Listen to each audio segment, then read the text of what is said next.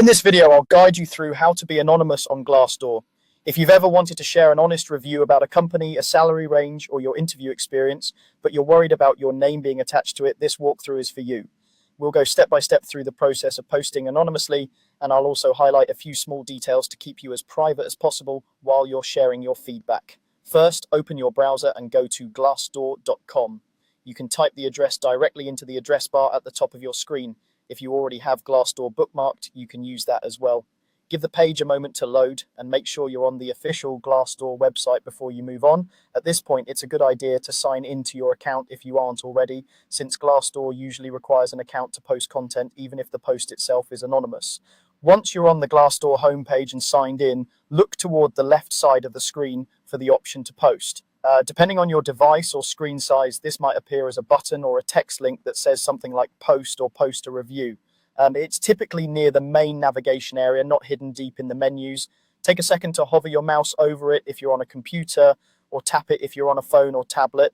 When you're sure you've found the correct option, go ahead and click or tap that post area. After you click on post, Glassdoor will usually prompt you to choose what type of contribution you'd like to make. This can include company reviews, salary information, or interview insights. The exact layout can change over time, but you should see options guiding you through what you want to share.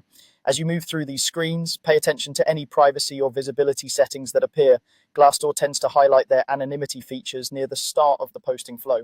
Next, you'll want to select the option to post anonymously. Look for wording like post anonymously or your name will not be shown. This might appear as a checkbox, a toggle, or a clearly labeled option on the page. Carefully select or toggle this setting on.